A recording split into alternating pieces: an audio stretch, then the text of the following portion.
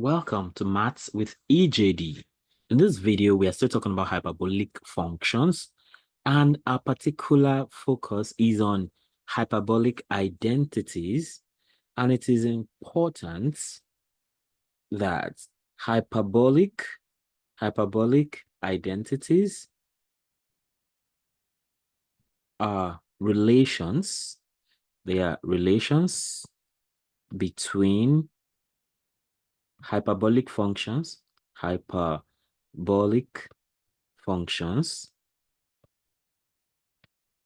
analogous to trigonometric identities, analogous to trigonometric identities. Okay, these identities play a significant role,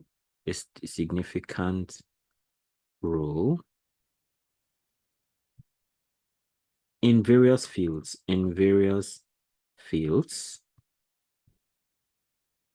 including calculus, differential equations,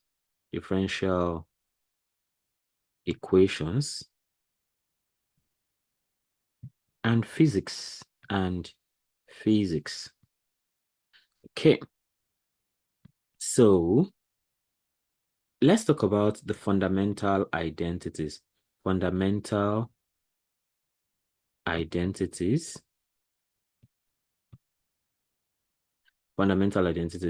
Now, this fundamental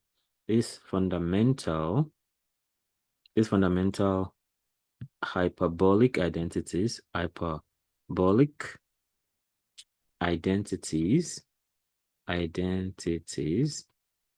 are essential. They are essential for understanding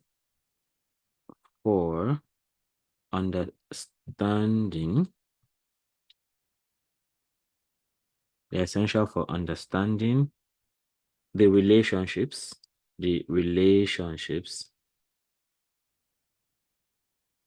between the hyperbolic functions,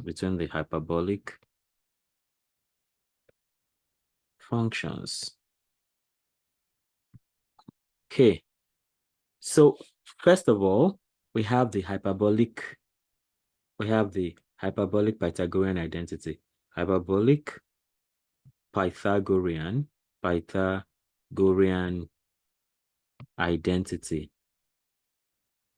So it's more like the Pythagorean identity. The trigonometric Pythagorean identity also exists in trigonometry. And here, this is just straight.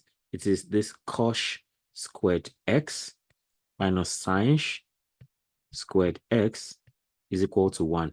Been talking about this all the way. So this identity is the hyperbolic analog of the Pythagorean identity,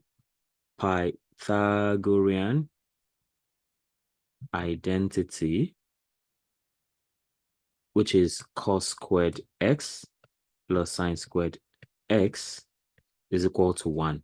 So this is not our focus, but this is what this is our focus, but this is what it looks like when it go into trigonometry. So it is the hyperbolic analog of the Pythagorean identity, cos squared x plus sine squared x equals 1, that we come across in trigonometry.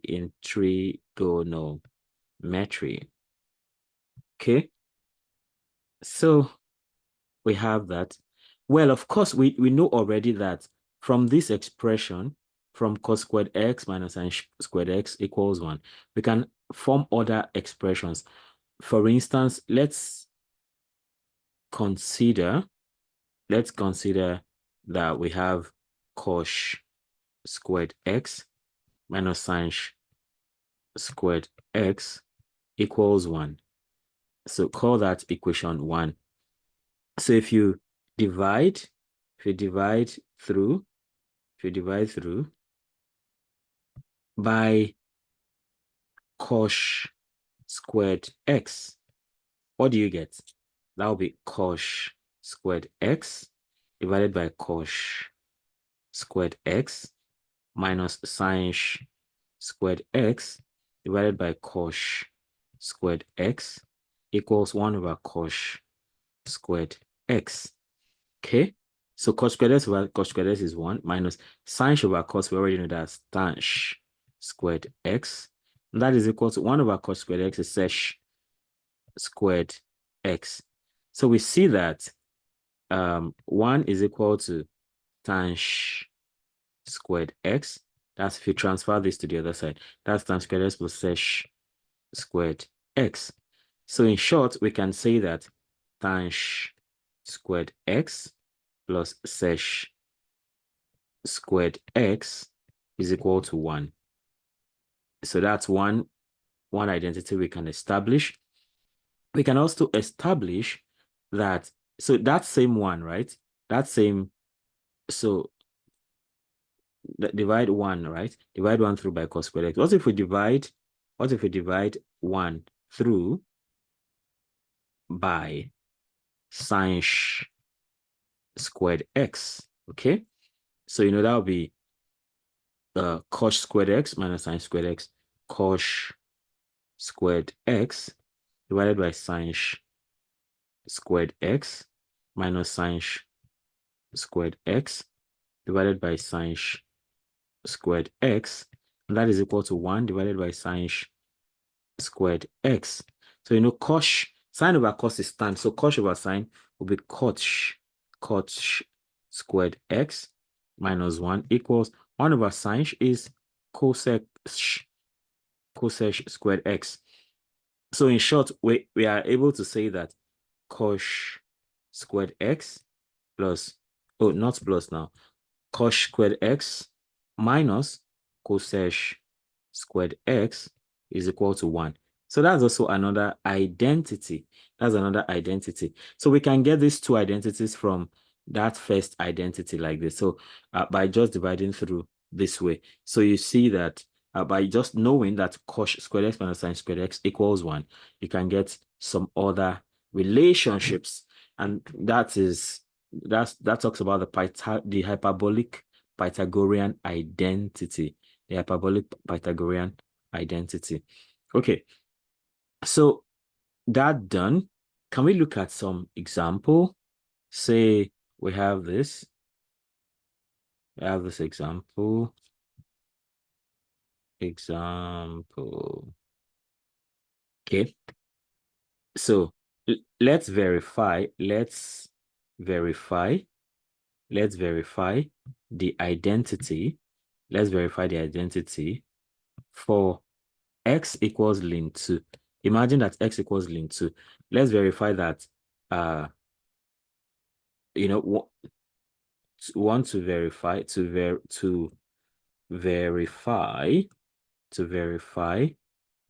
that cos squared x minus sin squared x equals 1 when x is equal to ln 2. That's exactly what that is about. That's what we need to do here. Okay, so of course we have a new x which is ln 2, and we have to deal with that. So let's start by first evaluating cos squared x. You already know that okay, so we need cos squared x, right? Which we know we can get from cos x.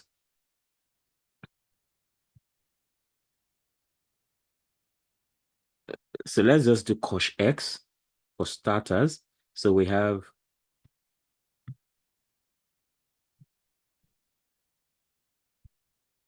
okay. Okay, I guess I have to, it's frozen. Okay, finally. Okay. Yeah. So we need cos squared x minus sine squared x equals 1. So we need to get cos x, right, before we can square it. So you know cos x itself is e raised power x plus e raised power minus x. So this is e raised power ln 2 plus e raised power minus ln 2 all over 2. That's what cos x is. So, and that simply means that, whenever we have e raised power ln 2, e is the reciprocal of ln. So that will simply be 2 down here. Okay. And, okay, well, before I even do all this now, so we have e raised power ln 2. So for this to work, we can then say e raised power ln, so that'll be e raised power ln, that minus, there's a way we can deal with it. Before the ln can come down.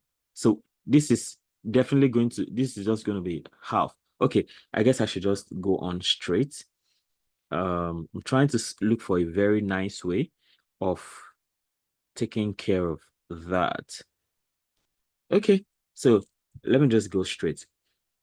So e raised power ln 2, because e and ln are inverse of themselves, so they cancel themselves out and we have 2.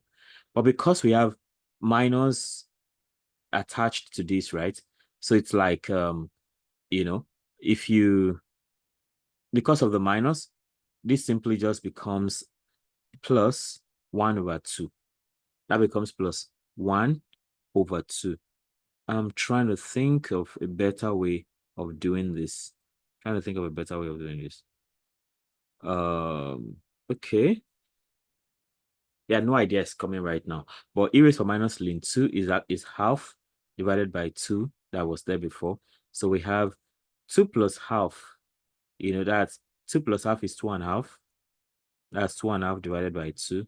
That's more like 5 over 2 divided by 2. That's 5 over 2 divided by 2 over 1, which is 5 over 2 times 1 over 2.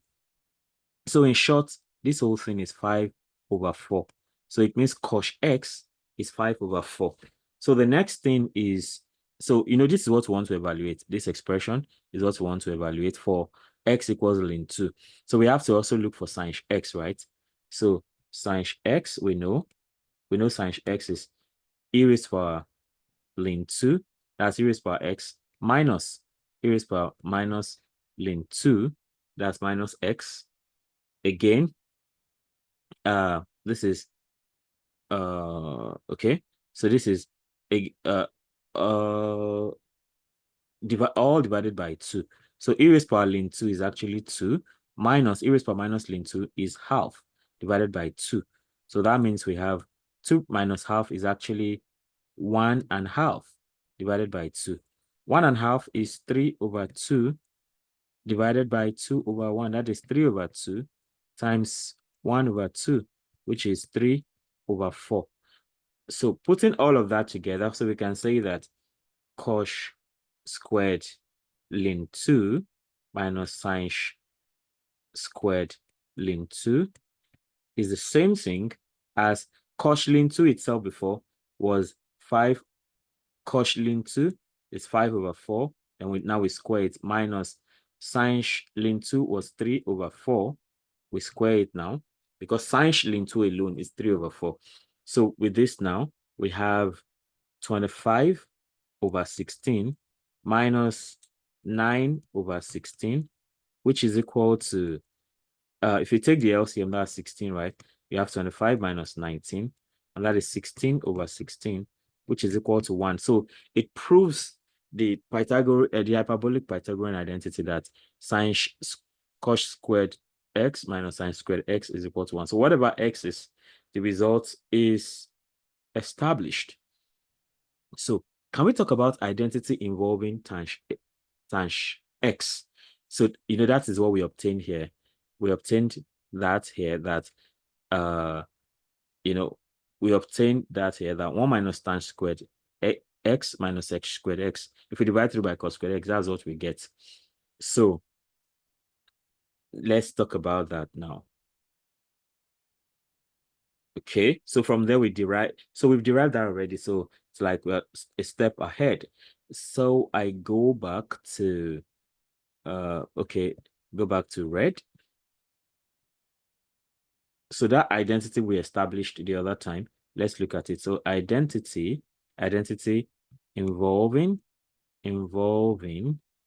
tanh x and sesh x.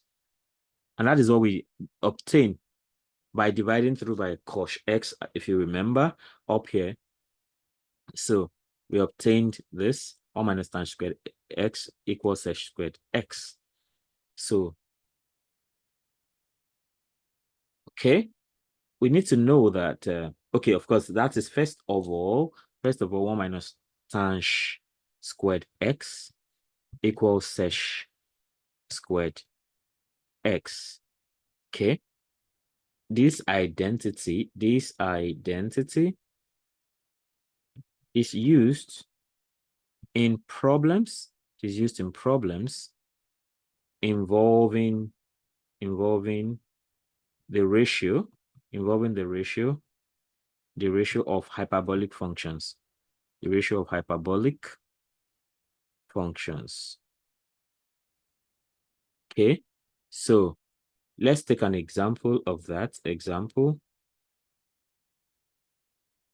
So verify 1 minus tanh squared x equals sesh squared x for x equals 0.5. Okay, so of course we need tanh x and we need sesh x to get that going. So let's start with just tanh x. Tanh x, okay, tanh. So for instead of x now we have 0.5. So that means we have e raised power 0.5 minus e raised power minus 0.5. That's the expression for tanh. Tanh x, you remember, is e raised power x minus e raised power minus x divided by e raised power x plus e raised power minus x. So that's e raised power 0.5 plus e raised power 0.5. So, and of course, that's the same thing as sine. 0.5 over 0.5. And if you evaluate all of this, right? If you need to punch your calculator for all this. If you evaluate all this, we have 0.462. So of course, if you want to know how to get that going, we can try it. Of course, we already know. I think it's better. It's very good I write. I think it's important that I do write it this way. Sine 0.5 over cosh 0.5. So this is a very easy way of doing that, which is 0.462. So again, let's verify with Desmos. Let's verify with Desmos. Desmos. So sine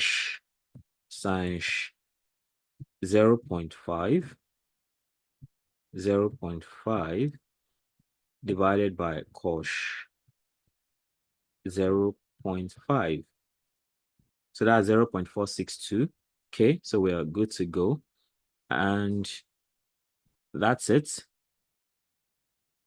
So we have 0.462 for that. Then we also need sesh x, sesh squared x. So, but then we have to get sesh x first. First, sesh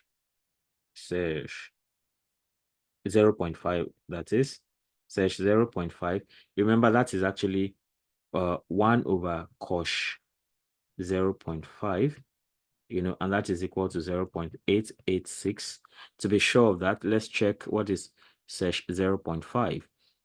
Again, we go to Desmos, sesh 0.5.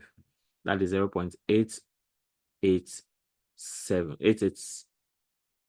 In fact, it should be 887, but we have 886 there. So if we use this, then since we have those two already, we can now go back and see what it looks like.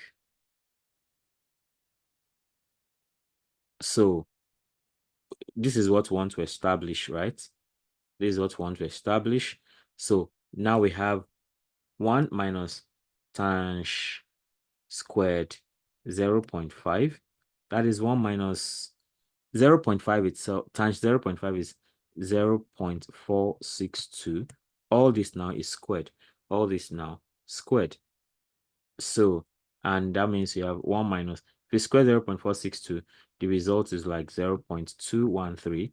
And 1 minus times square 0.5 is the same thing as 0.787. So this is the left-hand side. For the right-hand side, which is sesh squared 0.5, let's see what that gives us. So sesh squared 0.5 is, sesh squared 0.5 is actually 0.886 divided by 2, and the result again is 0.785, which is pretty close to what we have here. So the identity approximately holds, accounting for rounding. So if you don't bother about rounding, so it holds. So we can say the identity holds, the identity approximately holds, accounting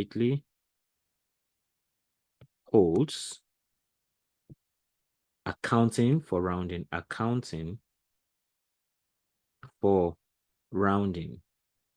Okay, so that goes, and we move on to the next stage. Where we talk about addition and subtraction identities. Addition, so 2 now, addition and subtraction identities. Addition and subtraction identities. So these things look seriously like what you get in trig. So first we talk about addition identity. So for addition identity, you have sin x plus y equals sin x cos y plus cos x sin y. So this is exactly the kind of thing you have for sine.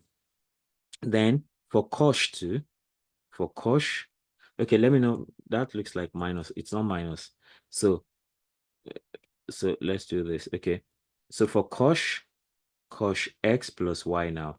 So that's actually cos x cos y plus, for trigonometry, this plus is actually actually minus. So the sign is what is the difference. So you have sin x now, sin y. So for trig, it's cos xy is cos x cos y minus sin x sin y. Okay, so the minus is the difference. Now let's look at this.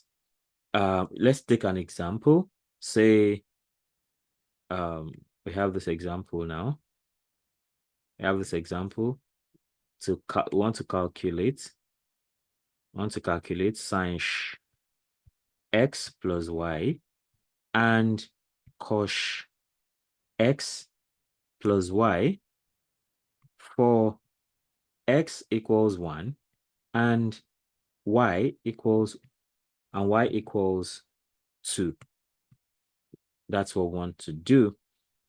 So of course it means just like we already know, we know that sin x plus y is going to be sin okay, in short, let's do it this way. So we know that sin 1 plus 2 is equal to sin 1 cos 2 plus sin 2 cos 1. Basically, that's what the idea is. So we need to calculate all this now. Of course, sin 1 is 1.175 multiplied by, let me do brackets, multiplied by cos 2. Cos 2 is 3.762, then plus sin 2 is 3.627, and cos 1 is 1.543. Okay, That's what that is about. So again, that's sin 3 is 1.175 multiplied by 3.762 plus 3.627 multiplied by 1.543. And the answer is if you multiply these two together, you have like 4.423 plus 5.597, and that is roughly 10.020. Okay, now of course this is more or less like you're doing sin 3. So let's check sin 3 and see if it tallies with 10.0 something on decimals. Sin 3.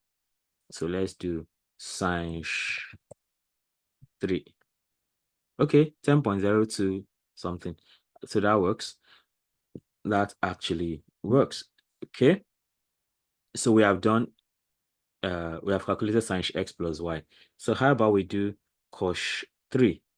So cos 3, which is cos 1 plus 2, is actually the same thing as cos 1 cos 2 plus sin 1 sin 2. Okay, so all we just need to do is you can punch your calculator here. In the last video, I already demonstrated how you can get these values from your calculator, from decimals, from Wolfram Alpha. In an exam situation, from decimals is fine. I mean, from calculator rather is fine. So again here, cos 1 is 1.543. Cos 2 is 3.762 plus sin 1 again is 1.175. Multiplied by sin 2, which is 3.627. And of course, that's 5.803 if you multiply these two together, plus 4.261. And altogether, the result is 10.064. Again, we want to check that to see that cos 3 is 10.064. Cos 3 is 10.06 something, which is cool, because of course all the multiplication we are doing, there's approximation going on there, so that is understandable. Okay, and we can talk about subtraction identity. So we've talked about this first. We've talked about addition identity. Let's talk about subtraction identity. So subtraction identity. So I may not dwell too much on this. Once you know the expression, you can always evaluate. Okay, so we just need to know here that sin x minus y is the same thing as sin x cos y minus cos x sin y. That's all we need to know. And then we also need to understand that cos x minus y is the same thing as cos x cos y minus sin x sin y. Okay, so that goes. Of course, if you also need to calculate something, like you need to do sin 2 minus 1 or cos 2 minus 1, it's just get the sin 1, cos 1, sin 2, cos 2, and all that, and then you just put them together and you're good to go. All right. So let's talk about double angle identities. That's another one. Double angle identities. So it's very similar to trig stuff. Double angle identities. So for double angle identities now, so that means you're talking about something like sin 2x. Okay, sin 2x. Of course, I know that's sin x plus x. Easy. And that's simply the same thing. So you just follow what you had for x and y. Okay, I guess I can bring that down. So that's like sin x cos x You know, that's just like what you did for x and y before. Sin x plus cos x plus cos x sin x. Okay, so this and this are exactly the same, except that one is coming first before the other. So it doesn't really matter. So we can just add them up and we have 2 sin x cos x. And that's it. So that is sin 2x. Okay. So next you can have cos 2x, right? Cos 2x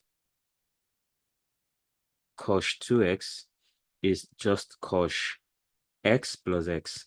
And then you follow the same expression, and that is cos x plus sin x, sin x sin x. So we can multiply the two together. So that's cos squared x plus sin squared x. And that goes for that. And of course, you can be required. Okay, let me just give this. You can, as a practice, you can just practice this.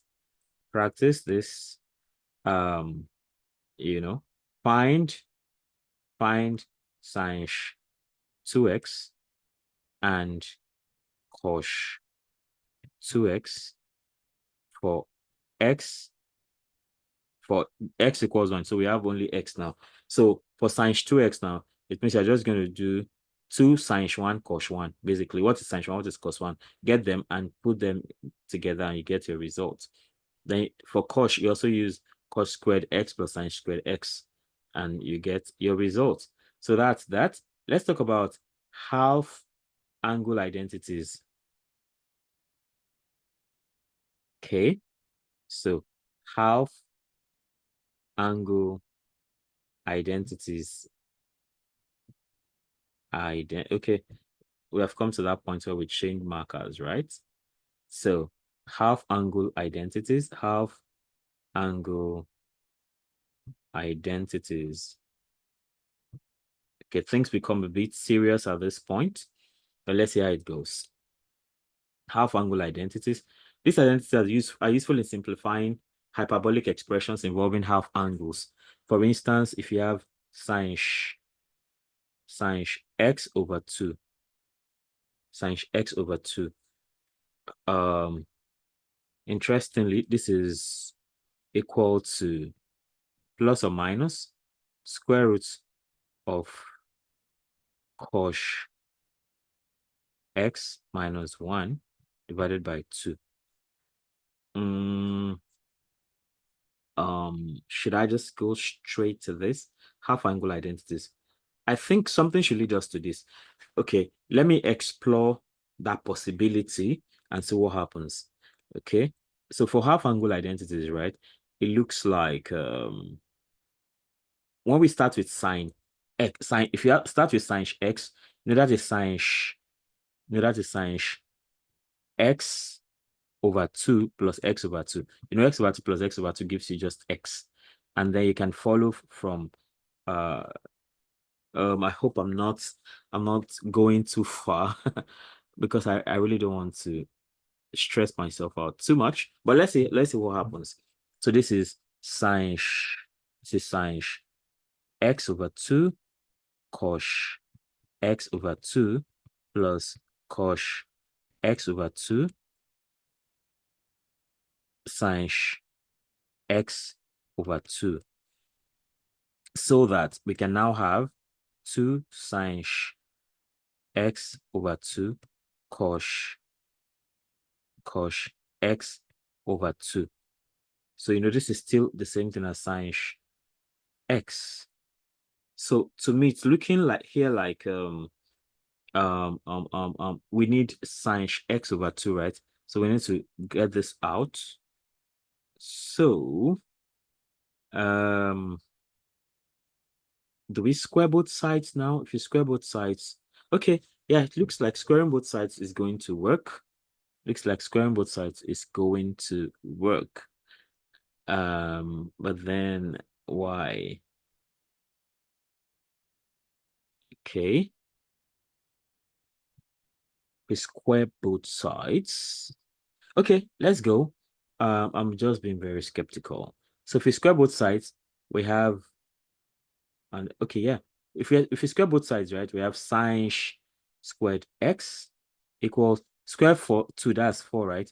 And that's sine squared x over 2 cos squared x over 2. So that's all squaring both sides. But you know, this is what we need at the end of the day. So if you so if you go now, you remember that what is going to happen here? I'm trying to imagine. I want to be very sure what's going to happen here. I guess we need to use the identity here. What's that identity again? Cos squared x minus sine squared x is equal to 1. You remember? But before we deploy it, so since everything we are dealing with is in terms of, okay, let me just write it down. So for this side, right? Cos squared x minus sine squared x is equal to 1. That means that this part is actually, so it means sine squared x is equal to cos squared x minus 1. Okay, we have that for this side. Then for this other thing, since everything we want should be in terms of, okay, I can circle this in red to show that it's not part of the working. We're just trying to figure things out. And then here we know that cos squared x over 2 minus sine squared x over 2 should also be equal to 1. That always holds. So it means that from here we need this to be cos squared x over 2 equals 1 plus sine squared x over 2. So again, this goes for this. So if we fix all this inside there, so we can take this back, right? So instead of sine squared x over 2, now we have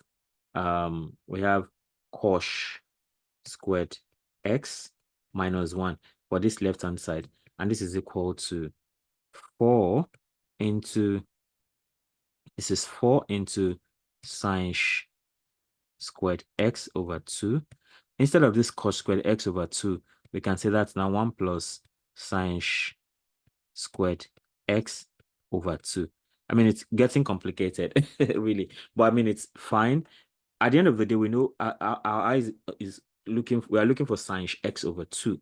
So we can expand that now. So we have cos squared x minus 1 equals, when we expand all this, we have 4 sine squared x over 2, then plus 4 sine plus 4 plus 4 sine 4 x over 2. So it's like square and square. So that's like 4. So now we can divide through by 4, right? We can divide through by 4. Is this going to work? Is this going to work? Let's see. If we divide through by 4, this is cos squared x minus 1 divided by 4. So that 4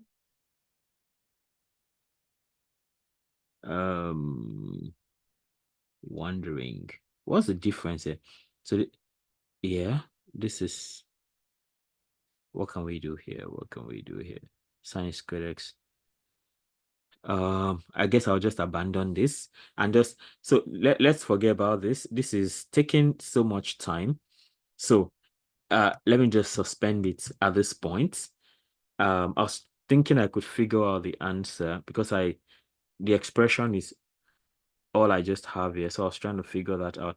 So we can leave this and go straight to what that expression should be. Okay, so for half angles, basically, we just need to know that sine x over 2 never mind, I just took a lot of time. So, I mean, something was already coming out of that, but I don't think I have the patience anymore. So sin x over 2 plus or minus square root of cos x minus 1 divided by 2. So this goes. So we have that. And then for cos, right, we have cos x divided by 2 equals square root of cos x plus 1 all over 2. Then that's another expression for half angle. So then we can compute. So if we have to compute all these ones, okay, let me just take this, put another practice question. So practice, since you already know the formula, all you just need is do the slotting in. So compute sin half and cos half. What that means is x is 1. So if you need to calculate cos 1 over 2, so wherever you see x, you just put 1. So you have cos 1 plus 1 divided by 2. And that's how it works. So you just evaluate and we have that. So let's look at some applications of all these troubles we've been through all this while. So let's look at applications and problem solving. Applications in problem solving. Applications in problem solving. So we can say that hyperbolic identities are applied in various problem solving scenarios. The first is solving differential equations. Solving differential equations. That's one powerful application. Many second-order linear differential equations have solutions involving hyperbolic functions. For example, if you have this second-order differential equation, d squared y dx squared minus y equals 0. So the solution will be y of x is equal to c1 cos x plus c2 sin x. So you see, so this is a problem, the second order differential equation, and this is the solution that involves cos. Okay. Then number 2, you have geometry and physics. Geometry and physics. So for geometry and physics, in special relativity, okay, in special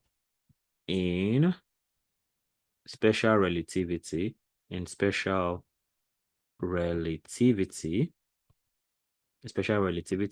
hyperbolic functions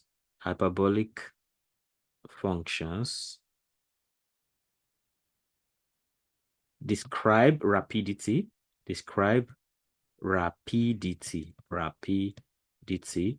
and Lorentz transformations.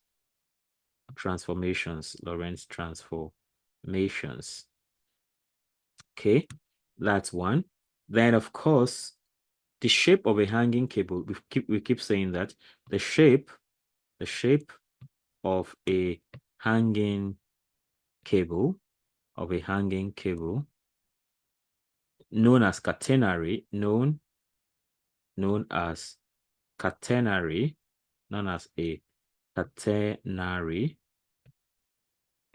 is modeled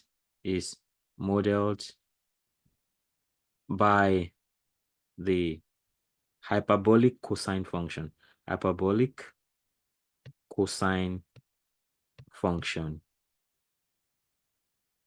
Something like y equals a cos x over a. So this is the equation that describes, you have a pole, right? And you have another pole.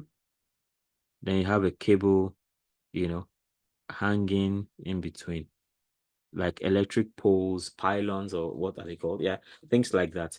So that is the equation that describes that. And lastly, let's talk about the application of these things in complex analysis. I believe a future video should focus on the connection between hyperbolic functions and complex analysis. So let's talk about that. Complex analysis. So hyperbolic identities,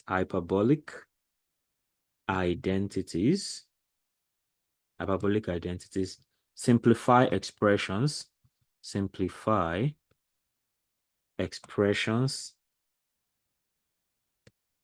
involving complex numbers. I have a playlist on complex numbers. You can check that out too. Involving complex numbers as the hyperbolic sign,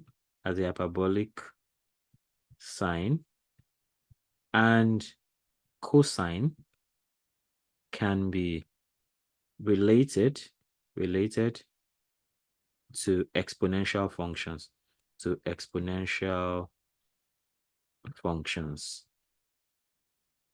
Okay. So these examples and applications illustrate the utility of hyperbolic identities in various mathematical contexts. So if you have come up to this point, thank you so much. Be sure to subscribe to the channel, hit the notification bell so you can always get notified when a new video is released. And of course, comment, like, and share so that more and more people can get to see this great content and learn, so we can all learn together. Bye.